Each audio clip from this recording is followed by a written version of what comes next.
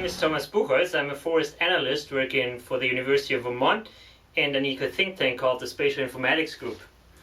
My research and consulting focuses on sustainable forest management, climate change and bioenergy systems in the US, Europe and Africa. I'm based here in Seattle, but I just came back from a trip to East Africa where I visited several bioenergy projects. Lately you might have associated bioenergy in Africa largely with large-scale conversions of forests to palm oil plantations, with biofuel plantations competing for land in Africa and being exported to Europe, questionable CO2 balances, and the list could go on forever. The two projects that I want to present to you today, the next couple of minutes, are very different in how they implement modern bioenergy systems. One of them is about managing native bamboo plantations or bamboo stands in Kenya.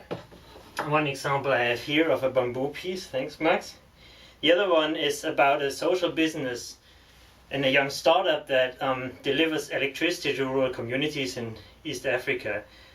Both of these systems are very unique in such a way that they really try to scale the biomass they procure as well as the energy they deliver to the local context, and are very careful in how they implement these projects in a sustainable scale.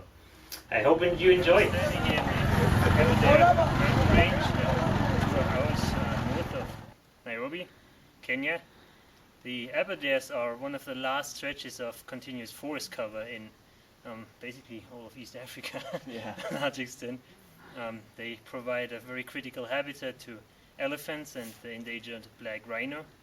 They also provide all the water supply, drinking water supply for the city of Nairobi. And besides that, there are several hydropower dams that are fed by rivers coming out of these forests. The interesting thing is that the Aberdares also have large swaths of natural stands of bamboo, which in historic times have been removed and be replaced with timber plantations, pine plantations, tea plantations, cattle grazing, agricultural productivity, ignoring their economic and environmental benefits. And it seems this is about to change. Next to me stands Liam O'Meara, a Kenyan national, who has plans to start sustainable management of these natural bamboo plantations. And give us an idea of what you're up to. We want to develop Kenya's indigenous bamboo into a commodity, into a cash crop that the government can grow and that local communities can grow, and our principal market is energy. Nearly 70% of Kenya's energy comes from firewood and charcoal, and we want to create a sustainable source of wood fuel that until now hasn't really existed. People have traditionally grown eucalyptus in Kenya as a source of wood fuel.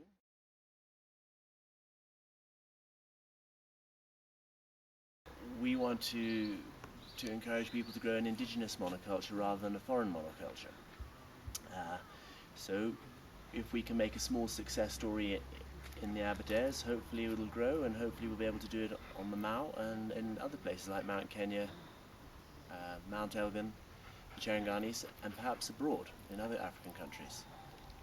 Awesome. Thanks to the movie director. Thanks. Liam's work also got featured in a 2010 New York Times article about current challenges and potential solutions for watershed management in Kenya. Just search for New York Times, bamboo, Liam, and Kenya. Liam's crew started to harvest bamboo 6 weeks ago, and the first shipment should be at a tea factory now to dry tea. I'll keep you posted. The next stop will bring you to Uganda, where I'm working with a young startup called Pamoja that installs biomass-based electricity systems in rural communities. I will let the Pamoja guys introduce themselves, but here's a short concept sketch of their approach to provide electricity from biomass to rural Uganda. The system, called a green plant and equipped with solar panels and a biomass gasifier, delivers around 10 kilowatt and is fueled with agricultural residues and wood from agroforestry systems. Both of these biomass sources are provided by local farmers for cash. The electricity is then distributed to one of the now omnipresent telecommunication towers in rural Africa, as well as to the local community.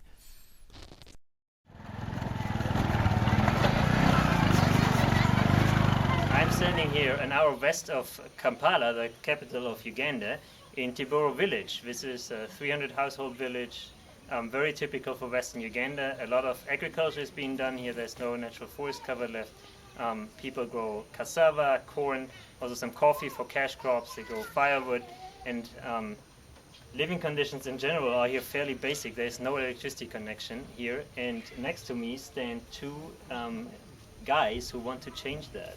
This is Paik Steinlund from Finland, and this is William Kantende from Uganda, who have co-founded Pamoja Cleantech. Pamoja has installed this gasifier which can produce electricity from biomass, and they will deliver electricity to this village. This is a pilot in Uganda, and Paik will explain a little bit more what the driver is of Pamoja.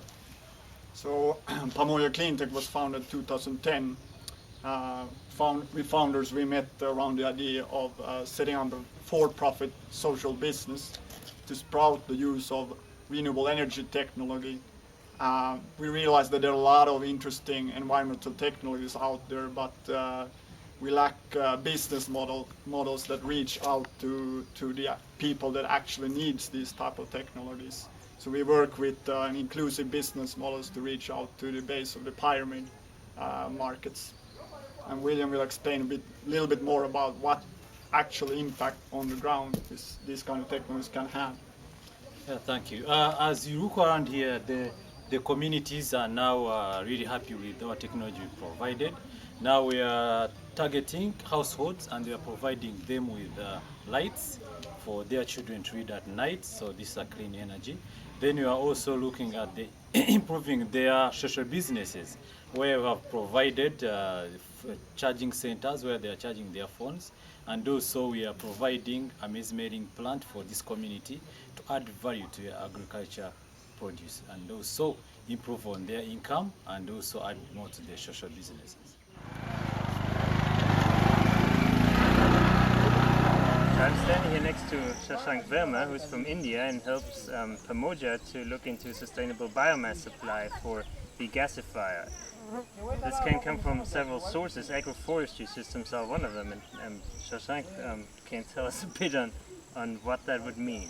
Right, so as you can see, we have these beautiful tree species. This is called Sesbania sespen, and the farmer over here is already using an agroforestry system. So if you can look in the background, there's some banana plantation, but in the foreground you have on these boundaries these beautiful trees which is planted on the hedge, and these are great tree species. You plant them once, and they within a year you can harvest them. They're nitrogen fixing, and they provide great biomass source. So this is one of the tree species that we are considering in an agroforestry model, which would provide us with a sustainable source of biomass.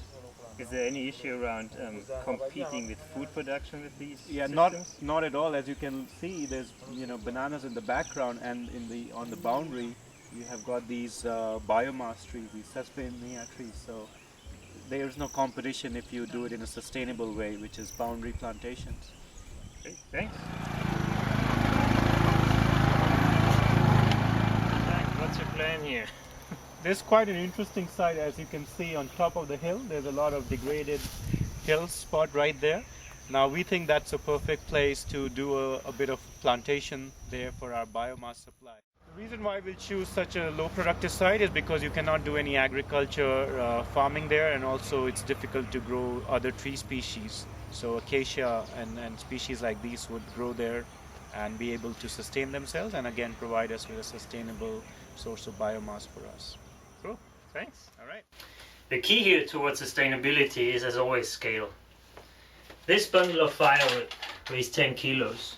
If you take 7 of these bundles, you can convert them to up to 100 kilowatt hours of electricity, which is enough power to boost the standard of living of one African throughout 1 year significantly. If these systems are designed carefully, you can help lifting Africans out of devastating poverty, but at the same time strengthen the ecosystems that sustain us. If you want to learn more about bioenergy and biomass gasification, just search in the web for wood gasification. If If you want to learn more about how to measure sustainability of these systems, just search for my name, Thomas Buchholz, Bioenergy Sustainability. I hope you enjoyed this video clip. See you next time.